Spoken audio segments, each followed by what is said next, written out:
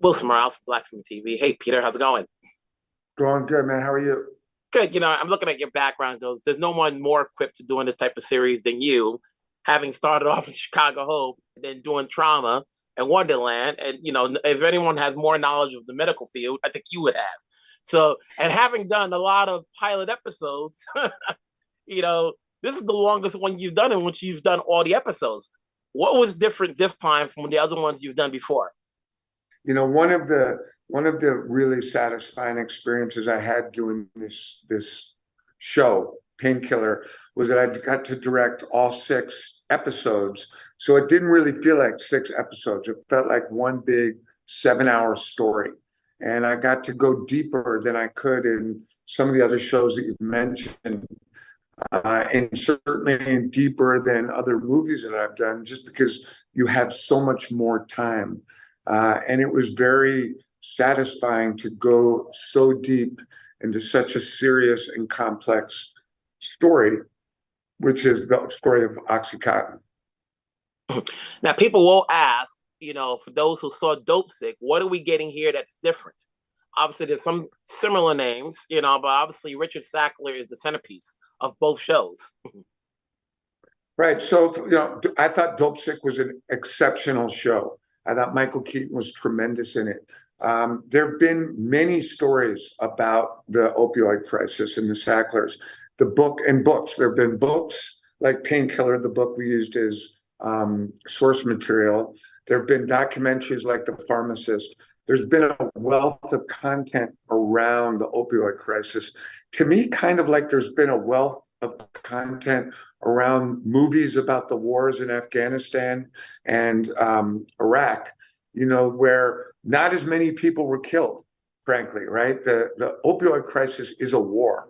It's been a long, bloody battle. And I think that, if the two shows are different, just like the documentaries are different, it's a very dense and rich subject that is worthy of different stories and different versions. You've got four stories in here. Obviously, you've got Matthew's story, you've got Uda's story, and you've got other stories in here. Is there anyone in particular that you wanted to focus more in that we walk away from? I don't think there was one story that was more important to me than the others. The goal was to take a very well-balanced look at the issue of opioids and OxyContin in particular, and to look at it from multiple perspectives. And all of the perspectives, to me, are quite fascinating. So there's not one that I like any more than the others. I think maybe the insight into how the Sackler family was able to make all that money is maybe information that is kind of really eyebrow raising for a lot of people. Like, these guys were drug dealers on an epic, epic level, and nobody knew it. Just to wrap it up in a roundabout way, it's kind of weird because I think of it as the main person in this is the FDA. And recently we were talking about, the fugitive, 30 years later. But part of that story is about this guy trying to get a drug through the FDA, and how much power the FDA has in controlling what's out there to the public. So at the end of the day, obviously there's a lot, there's 6 episodes we're going to watch, so we're going to learn. Congrats on doing this. And I'm sure we'll talk to you down the road because you're always working. I appreciate it very much. Thank you. Take care. Cheers. Wilson Morales from Black Film TV. Hey guys, how's it Hey going? Wilson, how are you? Good. Seems like all of a sudden the opioid crisis is back on the screen again, and why is there a fascination in telling this story from different perspectives? Eric? This is one of the great betrayals of public trust in history. It has not gone away. It continues to plague us as a society. It's shape-shifted into, a fentanyl, currently sort of a spike in fentanyl, but it's all the same. It all stems from the overprescription, careless, in many cases completely ignorant of the dangers of this stuff. And it's a story that needs to be told as many times as possible, as loudly as possible, It is our sincerest hope that there's an opioid show every year, or movie or book. They all began with Barry's reporting in the early 2000s, and there is a growing fraternity of filmmakers and journalists and now lawyers and artists who are trying to get this message out there. And I think it's incredibly important. And that was the goal of Painkiller. Barry, what's it like having a story told on a big screen? And I know there's some liberties taken, but the crux of the story is there. Am I correct? Correct. Yes, it is. And I have to say it's thrilling.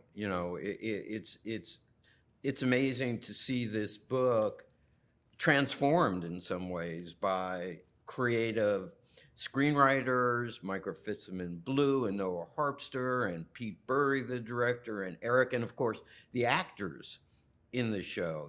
I never imagined 20 years ago when I was writing about Richard Sackler that 2 decades later, Matthew Broderick would come bouncing out onto a stage to rally his sales force with, pom-pom waving cheerleaders and big plushy OxyContin pills dancing around with him.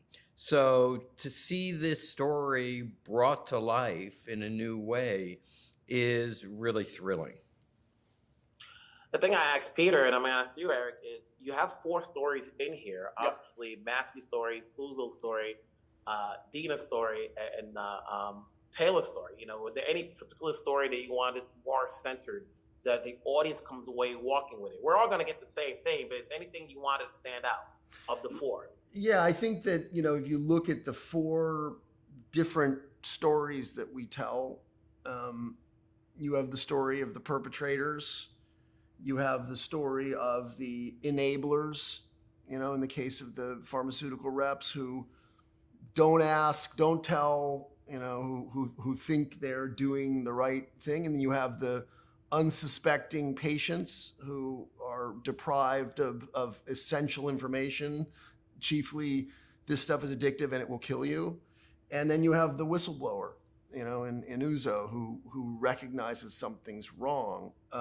They all play a part, an incredibly important part in these things, in these stories, in these conspiracies. And my hope is that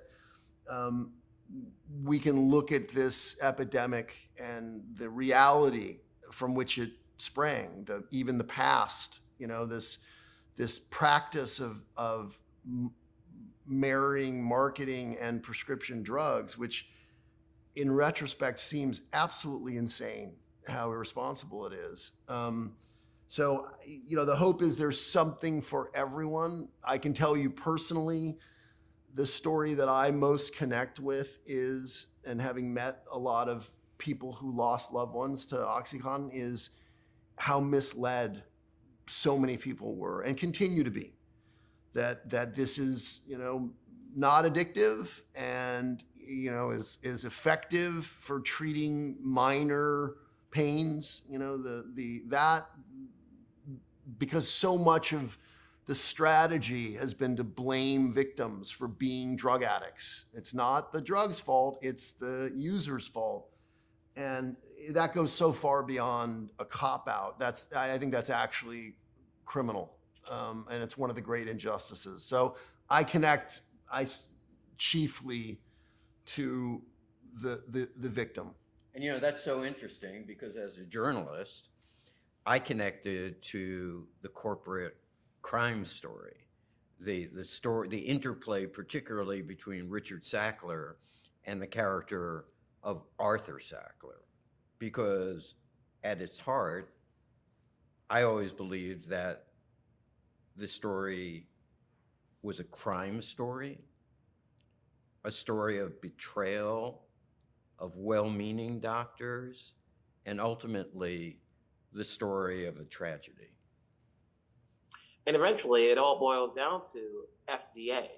Without their approval, none of this gets farther than it is. Yeah. You know, Yes. so we see that story as far as, you know, where's the regulation with them, and Yes. should we hide who they are so that way they can't be attracted the way this film, you know, the way the guy in the film is portrayed, you know, because they're the overseers of all of this. Yeah. Yes, You and it know, was but- one of the greatest mistakes that the FDA has made in its history, and I think the way of telling it through the character portrayed by one of the show's writers, Noah Harpster, and his interactions with Purdue is absolutely brilliant. Mhm. Congratulations on the series. Let's hope we, as we mentioned, we can get more of these coming off so that the people are entertained and informed. Thank you so much. Thank Take you. care.